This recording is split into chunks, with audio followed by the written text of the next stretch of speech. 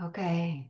Hello, everybody, and welcome to those of you who are also practicing with us after after this time on the YouTube channel. I hope you feel that you're also a part of this community, and we're extending our awareness and welcome to you as well.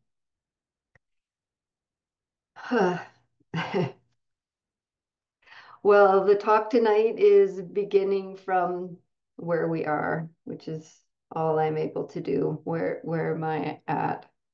And I hope it resonates for you as well.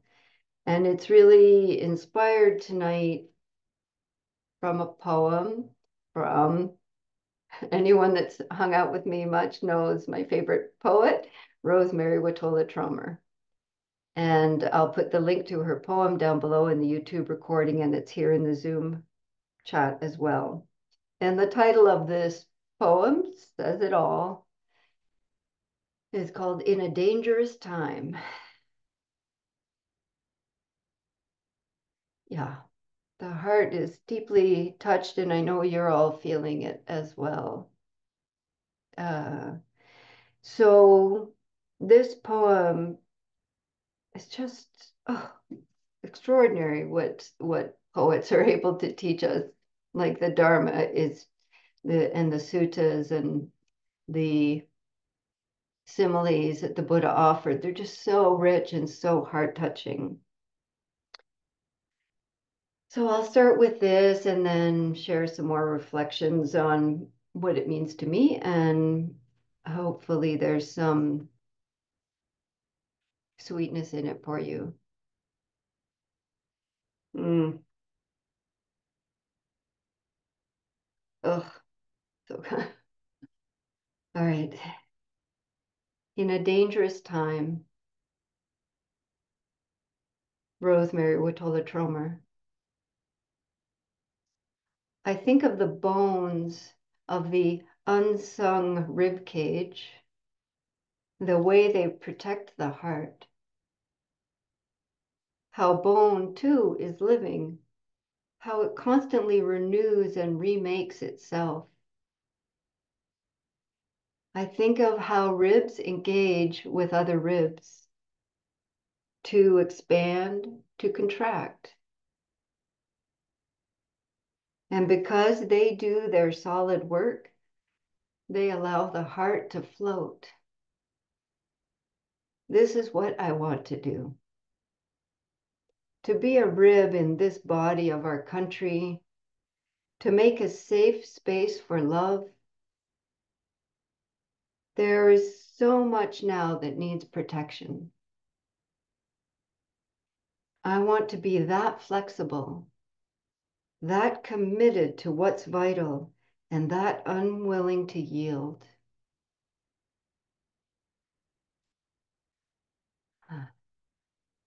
So I find it's helpful to hear and offer poems twice, so I'm going to read it again.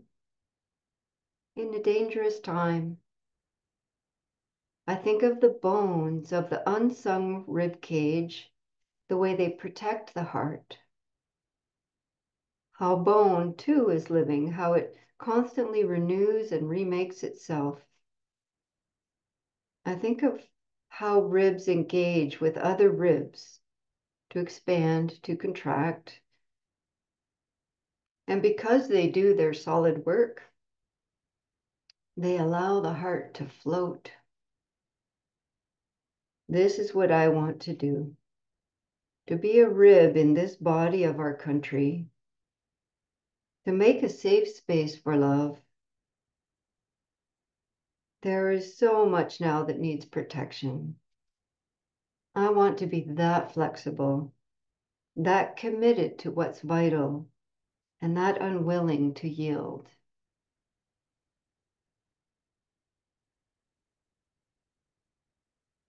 So as you just in these moments take a few slightly deeper breaths and feel your ribs expanding and contracting, feel them moving, and feel the firmness, the solidity, the earth element of these bones, and how they protect these soft inner organs and tissues, including the heart. And how these ribs interact with each other. Yeah. So we'll come back to this poem in our meditation, and I just want to share some more Dharma reflections, although I think that poem is Dharma in a different form, but some sutta reflections. And so I was researching, what does the Dharma say about protection? And in the sutta that I've also put the reference to down below, the Samyutta Nikaya 47.19, for those that like to follow along with sutta references. Um, this is a teaching about what is meant by protection in the Dharma. It's a story shared that you may have heard reference of before, and I would hope we hear more of it because it's a really fabulous teaching. It's called, well, it's sometimes called the bamboo acrobats, and so mm, there's a couple different translations that this one, yeah, I'm just going to stay with this one for now and keep it simple. So there's a pair of jugglers who perform their acrobatic feats and juggling while they're balancing on bamboo poles. So they climb up the poles and they balance on each other's shoulders and do their acrobatic act. And so there's a master juggler and there's an apprentice. And the master says to the apprentice, "Come climb up on my shoulders, climb up the bamboo pole. Get on my shoulders and climb up the pole." And the apprentice does this, and then the master says to the apprentice, "Now protect me well, and I'll protect you." And by protecting and watching each other in this way, we'll be able to show our skill and put on our do this safely and be able to get back down safely and and put on a good show where we're getting paid. And then the apprentice, it's nice because the apprentice is teaching the master in this story. And so the apprentice says, "Not so, master. You, O master, should protect yourself, and I too shall protect myself. Thus, self-protected and self-guarded, we shall safely do our feats." And then the Buddha says, "Yes, this is the right way," and goes on further. It is just as the apprentice says, "I'll protect myself," and in that way, the foundations of mindfulness, the satipatthana, the four foundations of mindfulness should be practiced. And in this, and then I shall protect others. And in that way, these foundations of mindfulness should be practiced. Protecting oneself, one protects others, and protecting others, one protects oneself. Sometimes these are cited to the exclusion of one or the other. And these are meant to be not quoted separately. Both aspects are meant to work together. We don't just protect ourselves and in that way we're protecting others, or protecting others, that's going to protect me. Both of these need to be cultivated, and they're cultivated in slightly different ways. The Buddha goes on, "How does one in protecting ourselves, protect others by repeated and frequent practice of meditation called bhavana. And I'm going to say more about how this provides protection. And then it goes on, how does one, in protecting others, offer themselves protection? By patience, forbearance, some translations add forbearance, non-violent and harmless life, loving kindness and compassion. Patience, non-violence, loving kindness and compassion. This is how we protect others and, in return, offer ourselves protection. What a beautiful teaching. And so necessary and appropriate at all times, and definitely right now. So this teaching is really about our interrelatedness of individual and society, unmistakably. So first of all, one needs to develop and cultivate bhavana, our own inner wisdom and calm and stability. So really on even a mundane level, like aside from meditation practice, by protecting ourselves, so even if we wanted to say, talk about protecting our health with all the viruses and stuff that are prolific, when we protect our own health, we're obviously extending that protection to others by not passing on contagious viruses, etc. And by protecting ourselves by driving carefully, we're offering protection to others. By protecting ourselves from heedlessness caused from intoxicants, we're protecting ourselves and protecting others from our harm. So we can see all these ways in daily life how taking care of this heart, body, mind also includes the care of others, has that ripple effect. And then our meditation practice and our values. So we're often here talking about our sila, our morality, our values that guide our life. And we are often talking about reciting these or reading them or reflecting every day so that you start every day with this foundation of how you want to be in the world. It has a profound effect to really bring it into daily life. And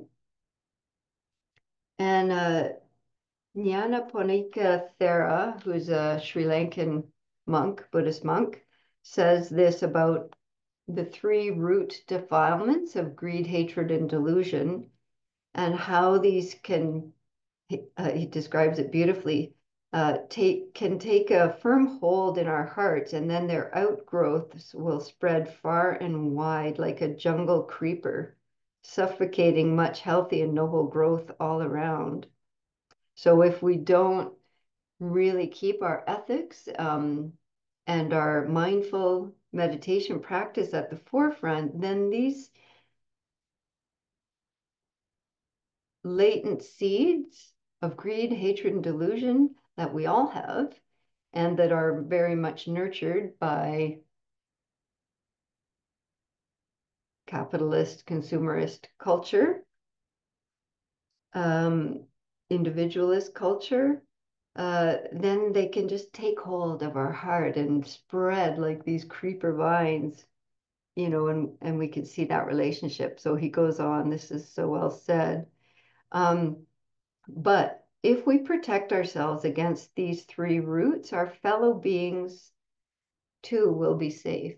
They will be safe from our reckless greed for possessions and power, from our unrestrained lust and sensuality, from our envy and jealousy, safe from the disruptive consequences of our hate and enmity, which may be destructive and even murderous, safe from the outbursts of our anger and from the resulting atmosphere of antagonism and conflict, which may make life unbearable for them.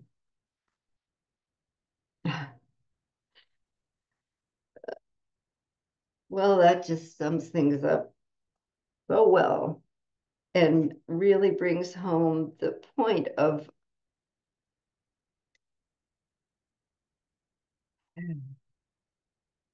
we were, I don't know if it was a few weeks ago, talking about our sphere of control and our sphere of care, our sphere of influence, and what do we actually have control over?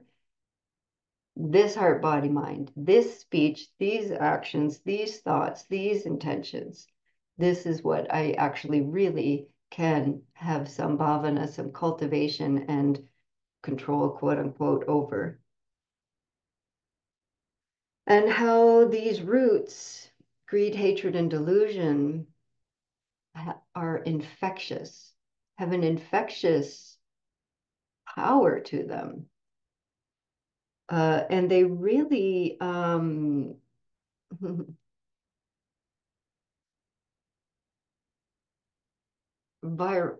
can have a viral nature. Um, so taking care of, cleaning our own inner home is a great source of protection for ourselves and others. Um, and this third root, delusion, so greed and hatred, we talked about a little bit there, and delusion, its opposite, the opposite of delusion is wisdom and clear seeing, knowledge, vipassana, seeing clearly the nature of things. This protects us from our own ignorance and prejudices. And as, what did it say his name properly? Nyanaponika Thera, he says, by acquiring true wisdom and knowledge, we protect others from the harmful consequences of our own ignorance, prejudices, infectious fanaticism, and delusions. Yeah, let's do that. History shows us that great and destructive mass delusions have often been kindled by a single individual or a small number of people. I have nothing to add to that. History has shown, and we are currently living in this, how even of one person or a small group of people living in delusion and ignorance and with greed and hatred can have great and destructive effects. And so, on the meditative level, uh, again, this is a beautiful article. I'll put a link to this article so you can take it in more thoroughly. So this monk goes on to talk about as a meditative development. So we've talked about morality and we've talked about just on the basic daily level of taking care and protecting ourselves, how that offers protection to others. but also in our meditative practice, mm, how essential it is to cultivate that inner stillness, reflection, awareness, wisdom, vipassana, shamatha vipassana, that then this becomes a spontaneous function.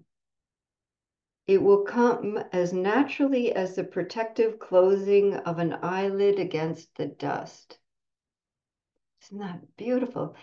We can do this for time through will, to just act with compassion and with generosity and with patience.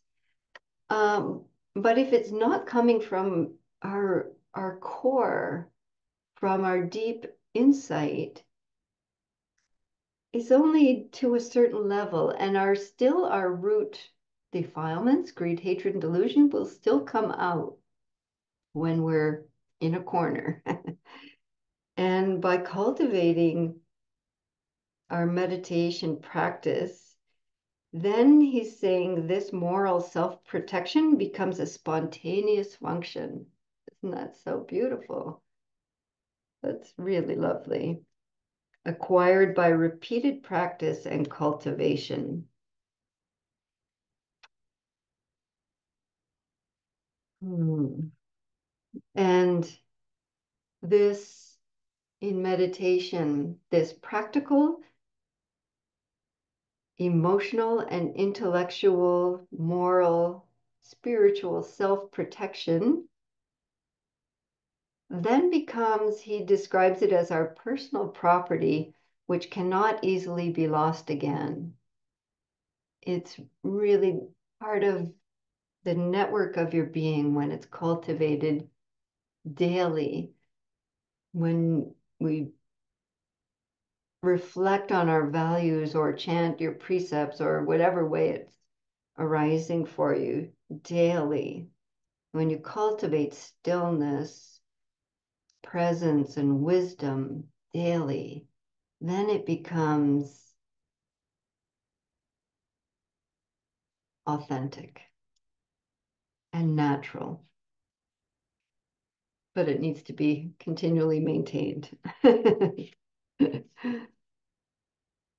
uh, and so then so all of that is kind of the first part of how cultivating this, protecting ourselves offers protection for others. But the other part of the sutta also says protecting others also protects yourself. So we'll talk a bit more about that. And then there's different aspects are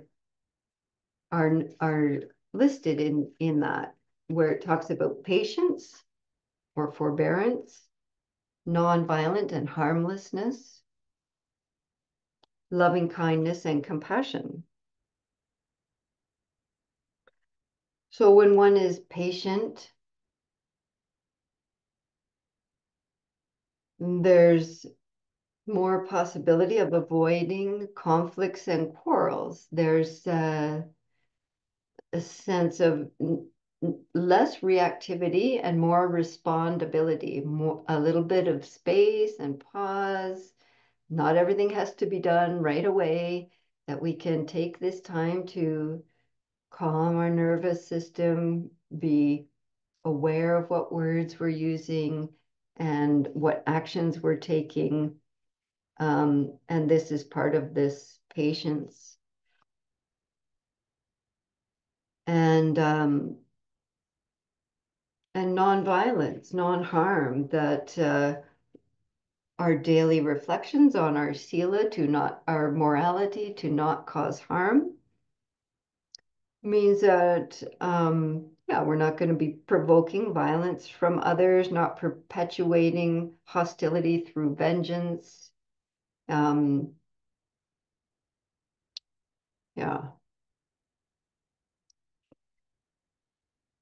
And then these other aspects of loving kindness and compassion course, these are the heart, some of the heart abode meditations, the Brahma Viharas that we cultivate and practice and develop.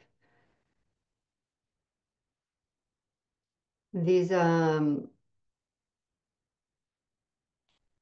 we can hear in these two wings of meditation that we've talked about of wisdom and compassion, and how wise self-protection is an expression of wisdom, and wise protection of others is an expression of compassion, of compassion is our respondability, our it's an action, and it's yeah, it's as natural as stopping a child from stepping onto the street. It's as natural as that other image he used, closing the eyelids to protect from dust in the wind. It's this natural response to the suffering of others. Mm.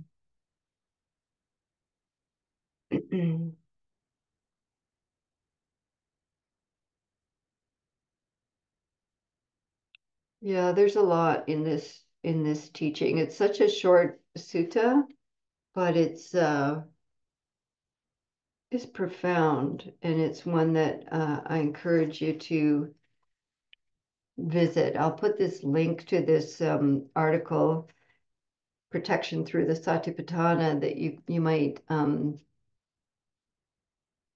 take some time and reflect on it over these coming weeks to really look at how can I cultivate protection of my own heart, mind, chitta, and the protection of others and our interbeing. Another very important aspect of protection that is referenced in the suttas is protecting the sense doors. I'm finding this very essential right now, being very careful and conscious about how much I'm reading and hearing and taking in from the news sources, because if I take in too much of it, the system is not going to be able to keep functioning. It's too much, and I need to keep balancing compassionate and responsibility and self-care in order to keep being of service in the world. So you might reflect on that, how many times do you need to hear the news in the day, and how are you keeping wise company? Very helpful and important. Or do you have a sangha? Do you have community, etc.? These are essential parts of this protection so that the heart can continue to float, as Rosemary says. All right, dear ones, let's tuck our tender heart, body, minds into our meditation now to cultivate this essential self and other protection. So adjusting your space, if you need any other warmth or cushions, or change your lighting, turn your camera off if you like.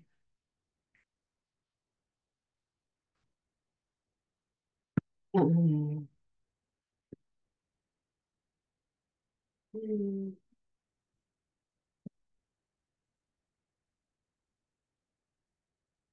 With the tenderness of this teaching tonight and this poem and our world and our lives right now, you might find it helpful to use touch for this practice. Anytime you need a hand at the heart, or I like holding my face sometimes feels comforting, or a hand on the belly, even just holding your own hands in a gentle touch can be helpful.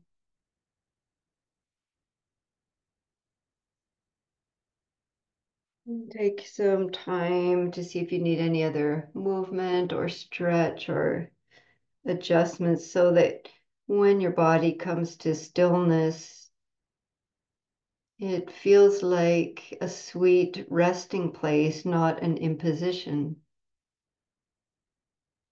not some way that you should be, but this sense of coming to rest, coming to rest.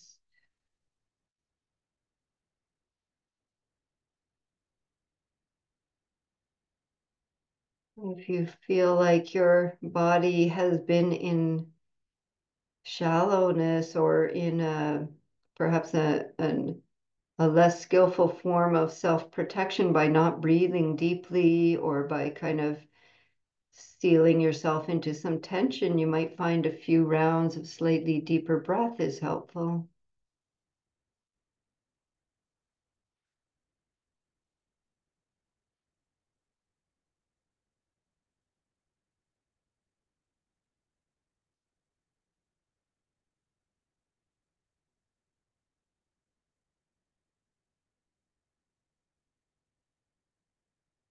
Like a shaken up snow globe. Just feel any swirling energy inside the skull, inside the bones, inside the heart body, what's been stirred up and shaken by life in these days or by this talk.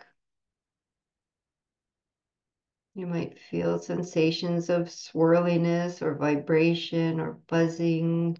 Sometimes it can feel like a hive of bees.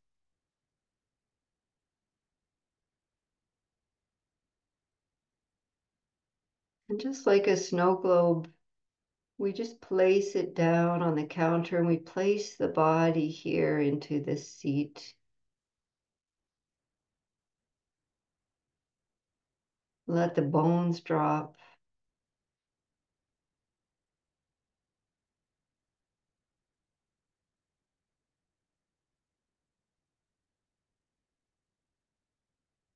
Let the bones drop.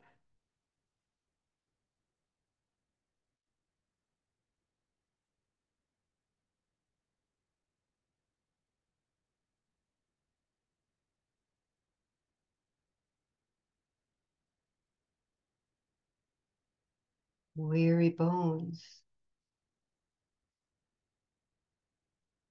Muscles working hard to protect us and to propel us.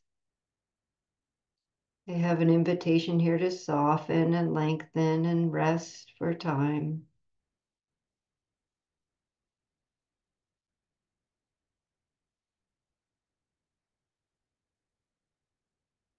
And some of the swirling energy of the mind and body might start to slow down again, like those sparkles in the snow globe. They're still swirling around, but they slow down.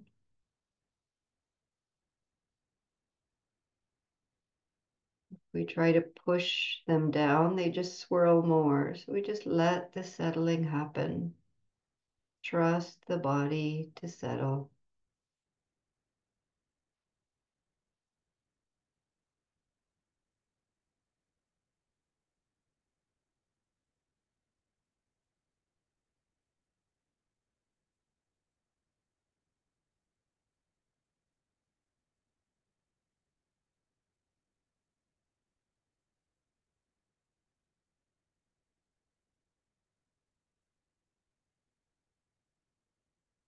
Feel into some of the inner layers of the heart and the inner belly.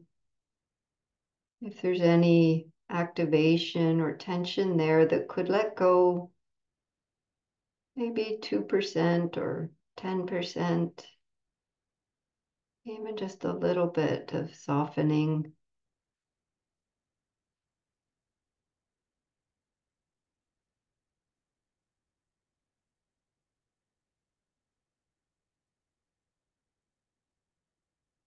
And we can feel in the body that the That swirling snow globe has a direction. When all the swirling settles, it settles down.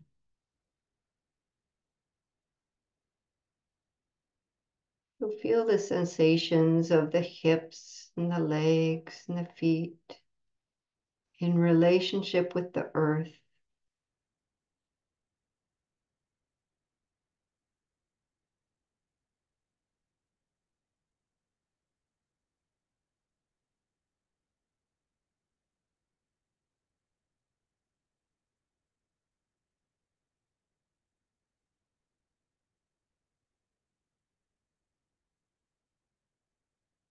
As we feel perhaps a little more present and grounded, allow that spacious inner awareness to fill with the light and the energy of your ethics, your sila. What are your values that you want to remember every day upon waking? What trainings do you undertake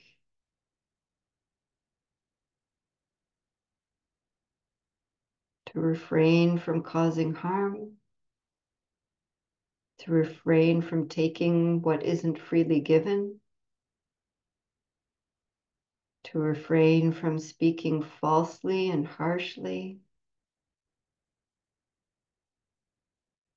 to refrain from causing harm with my sensuality and sexuality,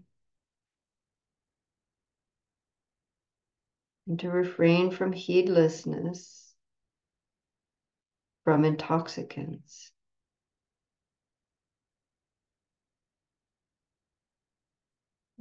Feel these as sensations in your body: brightness, uprightness, protections.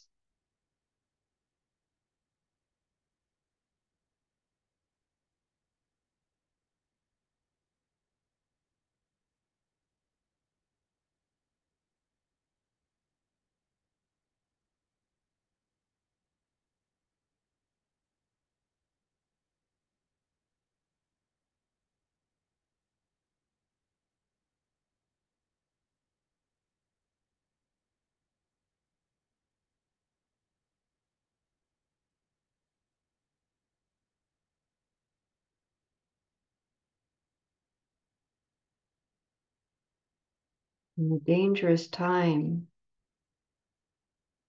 by Rosemary Watola Tromer.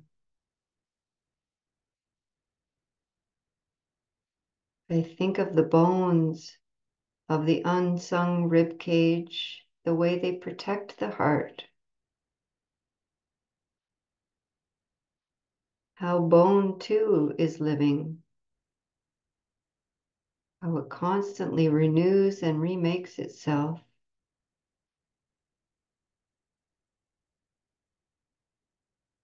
I think of how ribs engage with other ribs to expand, to contract.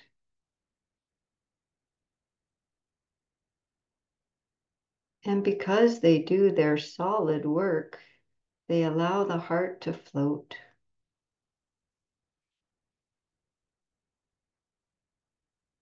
This is what I want to do, to be a rib in this body of our country, to make a safe space for love.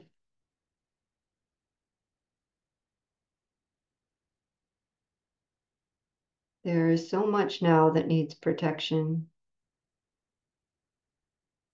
I want to be that flexible, that committed to what's vital, that unwilling to yield.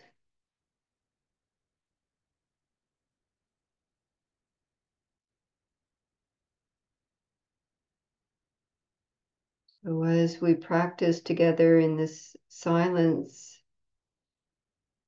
you might choose the sensation of the breathing that is felt as these ribs expand and contract.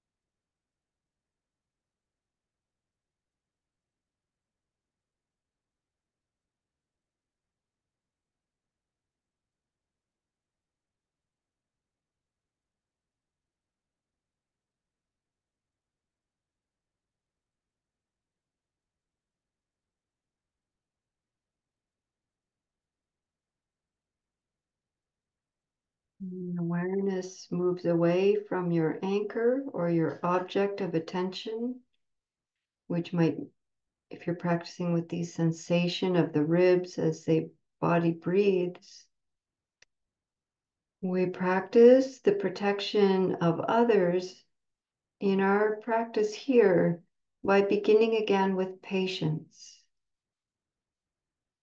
by beginning again with kindness,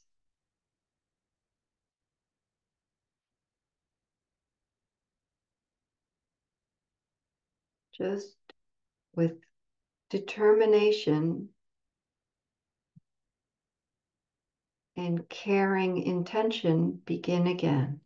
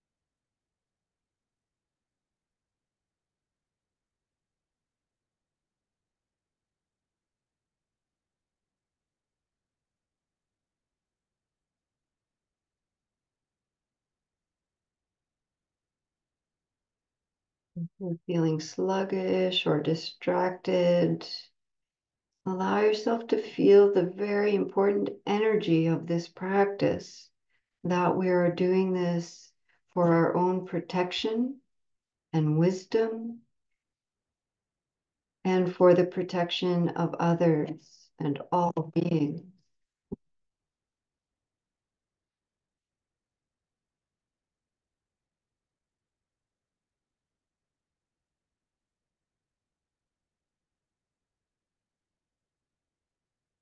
Let this also be an energizing and infectious power.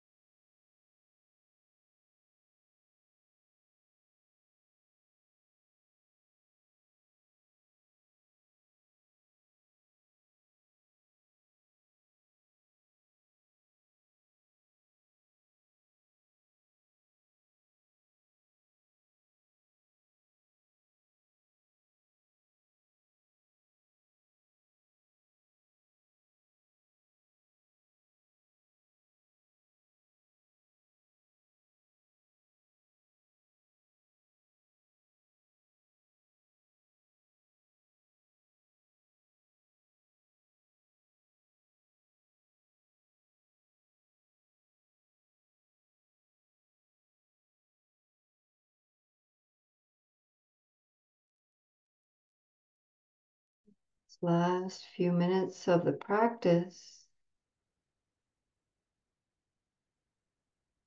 Allow the awareness, which is already boundless, to be felt as a felt experience, that your own inner cultivation of some calming and some wisdom has this ripple effect in the world.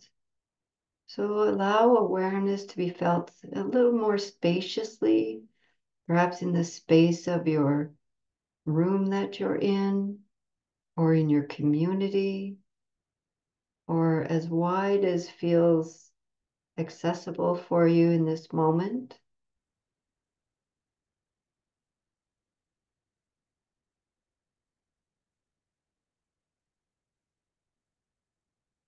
May my practice of protecting myself be an offering of protection for all beings everywhere.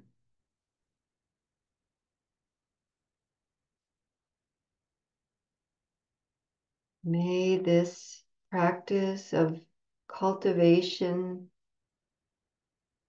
of calm and wisdom be of merit and benefit for all beings everywhere.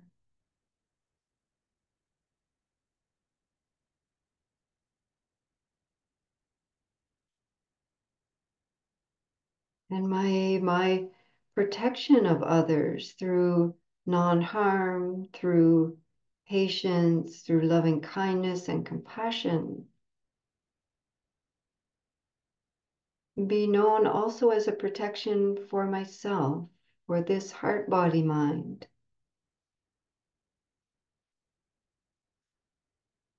And in this way, protecting oneself, one protects others. Protecting others, one protects oneself.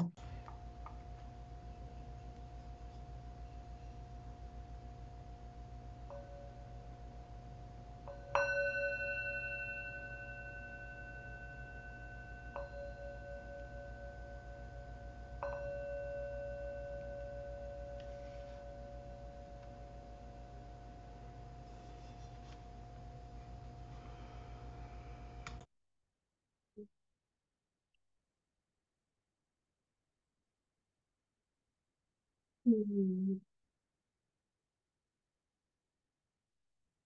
So if you've joined us for this practice on the YouTube channel, please check the links below to this fabulous sutta and poem, and I'll also put the article that I shared a fair bit from tonight.